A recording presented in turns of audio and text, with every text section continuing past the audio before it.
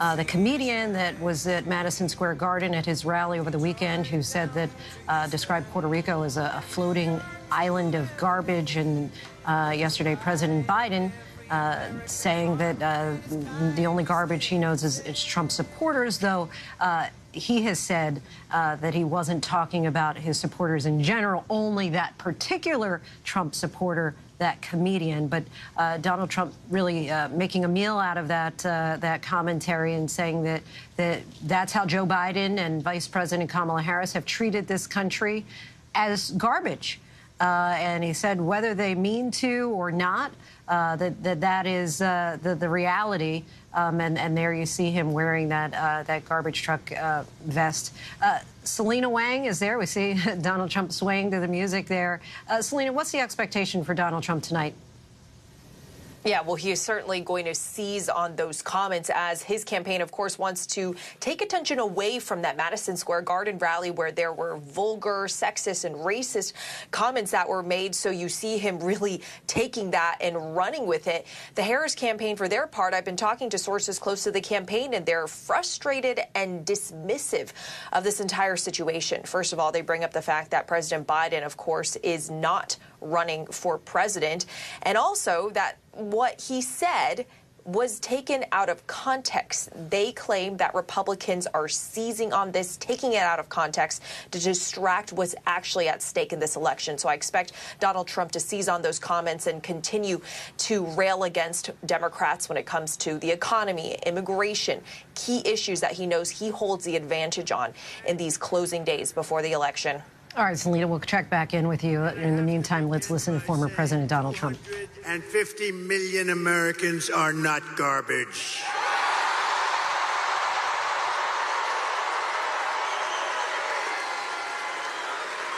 This week, Kamala has been comparing her political opponents to the most evil mass murderers in history. And now, speaking on a call for her campaign last night, crooked Joe Biden finally said what he and Kamala really think of our supporters. He called them garbage. No way. No way. And they actually mean it, even though, without question, my supporters are far higher quality than crooked Joe or lying Kamala. Higher quality. My response to Joe and Kamala is very simple. You can't lead America if you don't love Americans. That's true. You can't be president if you hate the American people, which I believe they do. And Kamala Harris is not fit to be president of the United States. In no way is she fit. She doesn't have the intellect, the stamina, or that special quality that real leaders, people like Brett Favre, have. They don't have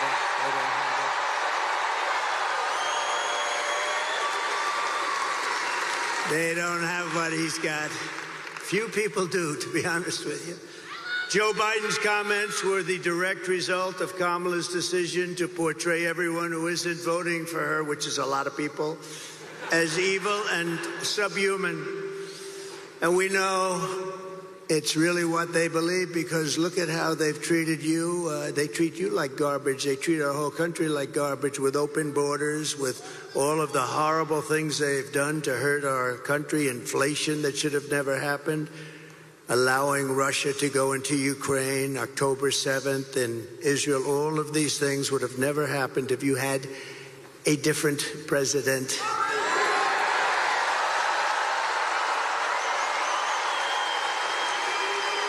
For the past 9 years, Kamala and her party have called us racists, bigots, fascists, deplorables, irredeemables, Nazis, and they called me Hitler.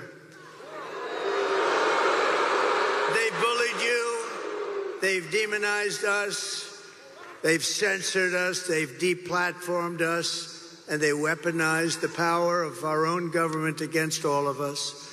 They've taken your money. They've thrown open your borders to criminals and terrorists. They've flooded your towns with deadly drugs and death.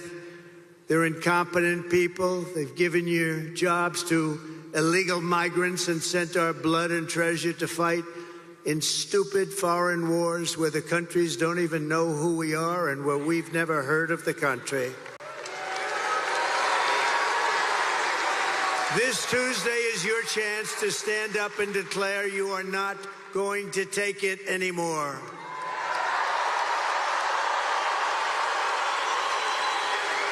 Six days from now, we can turn the page forever on this failed and corrupt administration. It's a corrupt administration, you do know that. We can declare once and for all that we are done with their hatred. We're done with their hysteria. We're done with their hoaxing, lying, cheating, scheming, plundering, and stealing. Oh, they steal. They steal. We're not going to let them divide and destroy America any longer.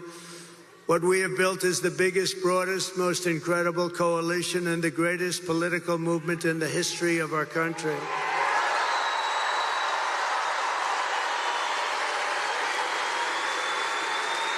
It's made up of hardworking men and women who make this country run, who really built this country. Originally, we have brought together veterans and union members, soldiers and steelworkers, farmers and auto workers, and patriotic moms and dads of every race, religion, color, and creed.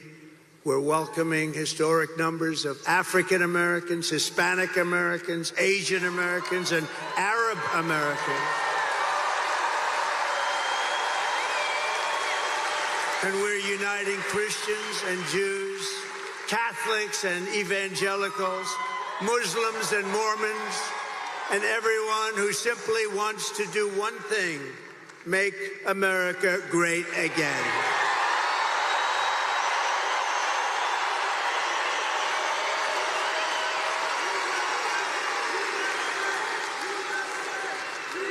Thank you. Our campaign has been endorsed by the 400,000 members of the Fraternal Order of Police and every single police group all around our country.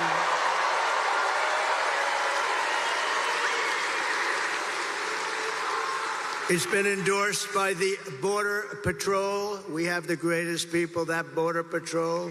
Those agents are incredible. They've given me the strongest endorsement you've ever heard. The greatest president ever, they said. And they said, she is the worst person we've ever worked for. She, in 4 years, never called us one time about the border. And it's destroying our country, the border. So I want to thank the Border Patrol. I want to thank ICE. I want to thank ICE. They're incredible people.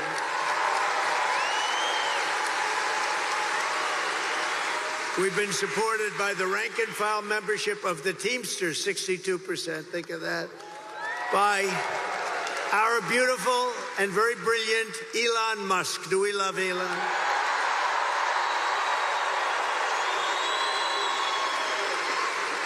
All I know is when that rocket ship came down last week, I said, oh, this is going to be terrible. It's going to crash. Look, oh, it's going to crash. It was coming down this way. And then those jets kicked in. The fire was pouring all over the place. I said, what's going on? And all of a sudden, it started to be perfect, straight, dropped down. Then those arms grabbed it like you grab your little baby, grabbed it. And I said, who the hell pulled off that? I thought it was a science fiction movie, actually. I called up Elon. I said, Elon, was that you? He said, that was me. I said, that's why we love you, Elon. I said, can Russia do that? No, they can't. Can China do that? Nope, they can't. Can the U.S. do it other than you? No, they can't. I said, well, special guy, right? Special guy. Special guy.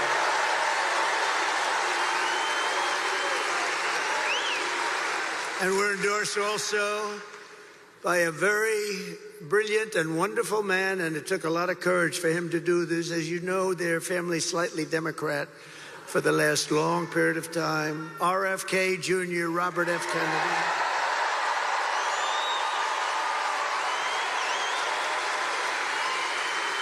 And he's going to be with us, and he's going to make sure our food is safe, our people are safe, our women are safe.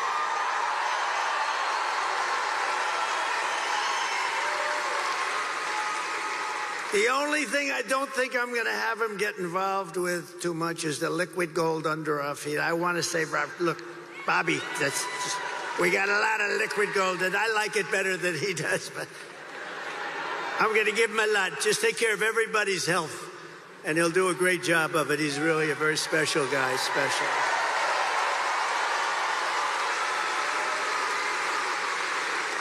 And Tulsi Gabbard, respected by everybody, she just signed on an endorsement and became a Republican. She just became a Republican. And another one is Buzz Aldrin. Now, I didn't realize this. I had respect for him for many years. Great astronaut, great person, highly respected. And I said, you know, he'd be good, but what's the big deal with Buzz? They said, sir, he just endorsed you, and he's never done that before. Wow. I said, listen, I want to mention his name. And I want to give a special thanks to a man that you may not have heard of, Brett Favre, because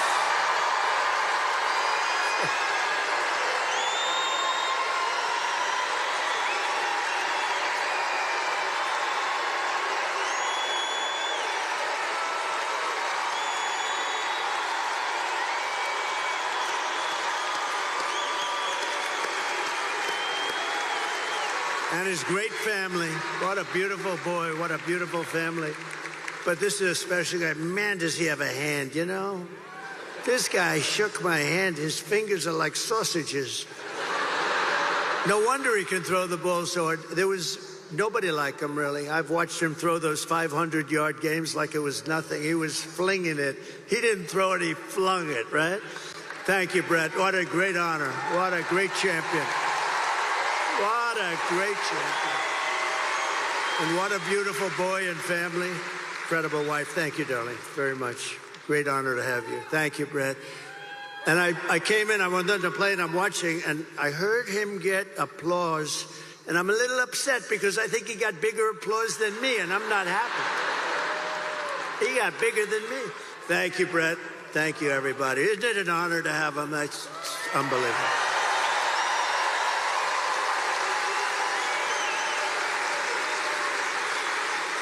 Kamala and Joe call all of us, and them, even them, garbage. I call you the heart and soul of America. You are the heart and soul. You built our country, you know? You built our country. You built it. Far more than they built it, I can tell you that. You built it. And by the way, I want to thank all of our incredible sanitation workers all across America.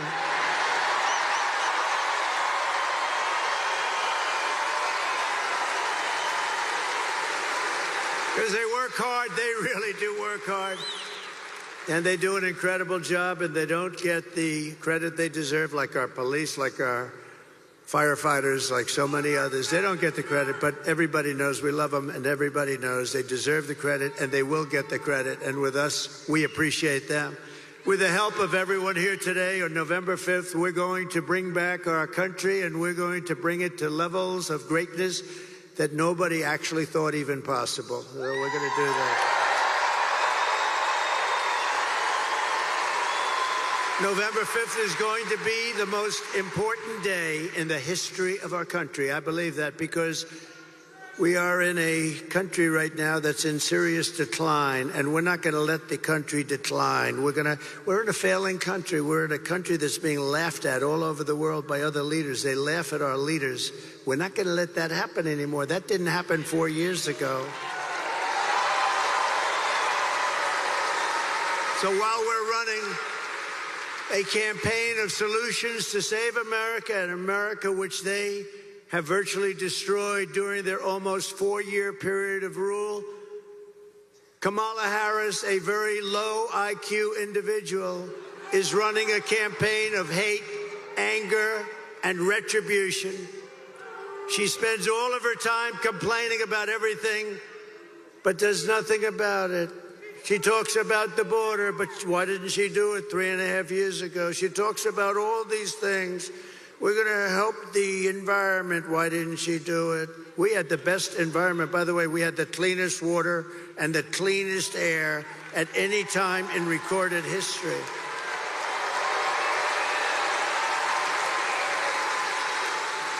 She talks about what she's going to do about inflation, which has destroyed our senior citizens and our middle class, what they've done. You know, I had no inflation, and we had the best economy in history. That's a nice combination. But she did nothing about it, or what she's going to get. She's going to talk about how she's going to get the economy going. Oh, I watched her last night. I watched her. Oh, I'm going to get. She didn't say anything. She said, I'm going to get the economy, but she didn't say how. I said how.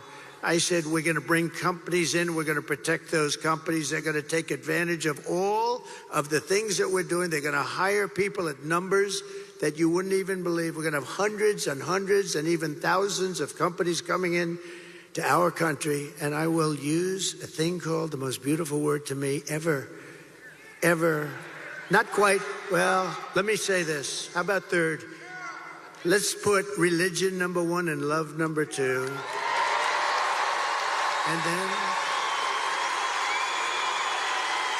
And then we'll put the word tariff number three. Tariff. They're going to have to pay us to come in and use our wealth and take our jobs and do what they've done.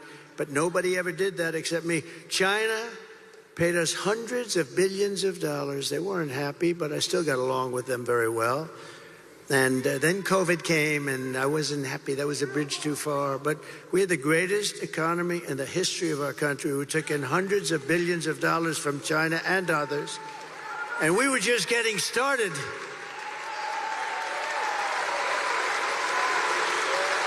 But remember this, Kamala and Crooked Joe head up the worst administration in the history of our country by far. He's the worst president in the history of the USA, and she is by far the worst vice president in the history of the USA. Remember, 5 months ago, they said you couldn't even think about using her. She's grossly incompetent, right? Then all of a sudden, they wanted to get politically correct, and they chose her above 12 other people that, frankly, were much more capable. But what they did to Biden, and I'm no fan of his, but you know what the rumor is? He likes me more than her. Can you believe that? He likes me. He likes me more.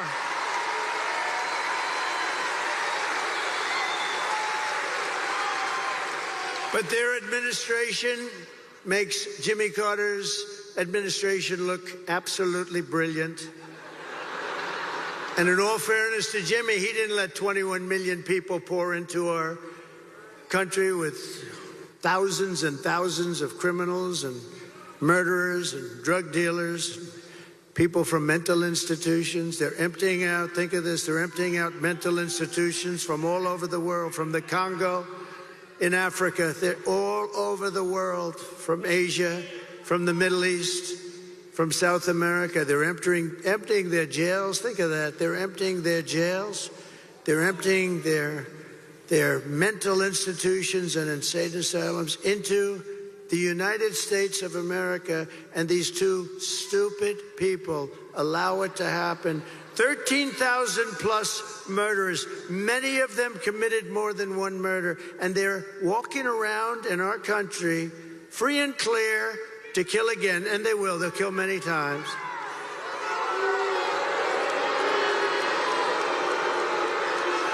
And last night, Kamala made a speech with a lot of paid audience. They had a lot of paid audience. They came in buses, the same buses, all those same buses. You know what that means? They bust people in. We didn't bust any people in here. We could have sold this place out 4 times.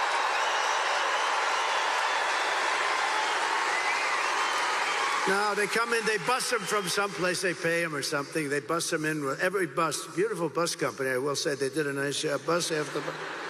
And then they leave. They leave before she finishes. But listen, the worst was 4 nights ago. They got Beyonce. Beyonce. They got Beyonce. They said, ladies and gentlemen, they said Beyonce is coming to sing and she came, but she didn't sing. And then Kamala came on as Beyonce was leaving without singing even one song, and they booed the hell out of both of them.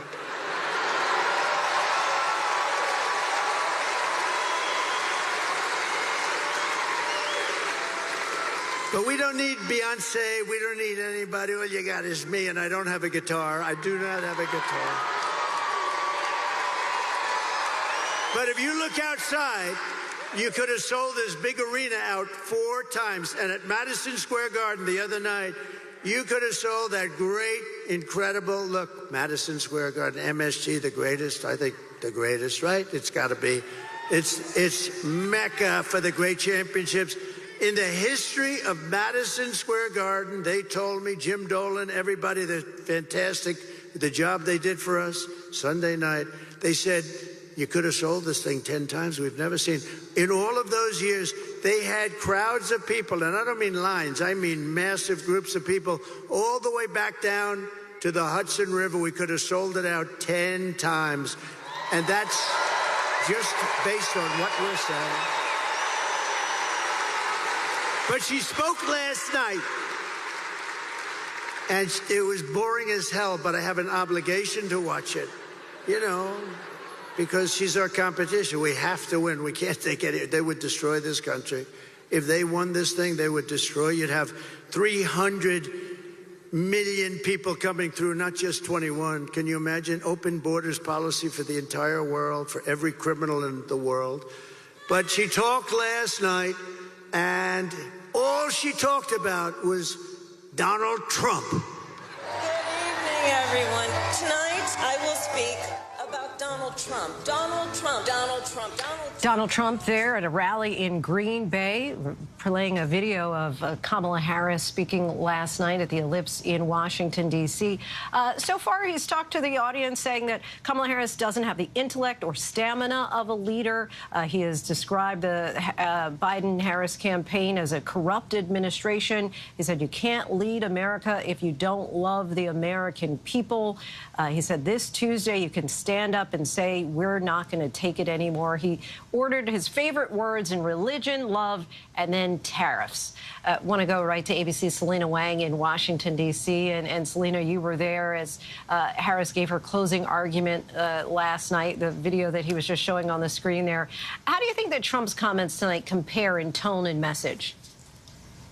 Yeah, Lindsay, the contrast could not be starker. You know, Donald Trump on the campaign trail, he often paints a very dark picture of America, of a country in decline. Vice President Harris, on the other hand, she's tried to present this message of joy and optimism, while she's also been hitting harder on those points about the fact that she believes Donald Trump is unfit to be president, to be in the Oval Office. She was there at a very symbolic place. You and I were talking about this last night to show the weight of the job. She had the White House behind her. She was standing at the exact same place where Donald Trump had spoken to protesters before they stormed the Capitol on January 6th. She wanted to paint a vivid picture to Americans about what a future could look like under Donald Trump versus herself. Now, Donald Trump, he is often very light on policies. He often says tariffs, tariffs, tariffs. You heard that repeated today, whereas Vice President Harris was more specific in her policy plans out on the campaign trail at the Ellipse yesterday and through her blitzing through battleground states today as she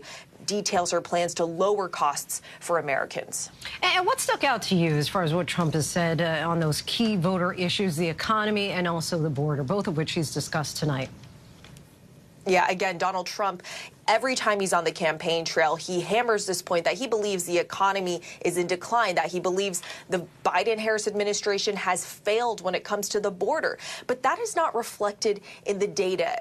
In fact, there was new economic data that came out today that shows the economy continues to fire on all cylinders. It shows that consumers are spending. It shows that inflation is slowing, though the Biden-Harris administration admits that they understand many Americans are still feeling the pinch of years of higher prices. And when it comes to the border, Donald Trump often uses disparaging comments to describe illegal immigrants, talking about how they are bringing crime and drugs into the country. But the data shows that illegal immigrants commit crimes at lower rates than U.S. citizens. In addition to that, I just want to read you some data. The latest data from the Customs and Border Protection shows that since Biden made stricter tightening rules to tighten the border in June, illegal crossings have actually fallen by more than 55% to the lowest level in more than 4 years. But Lindsay, you and I know that the economy and the border are some of the key issues for voters, and it's an issue that Donald Trump currently has the advantage on, according to the polls, so he's continuing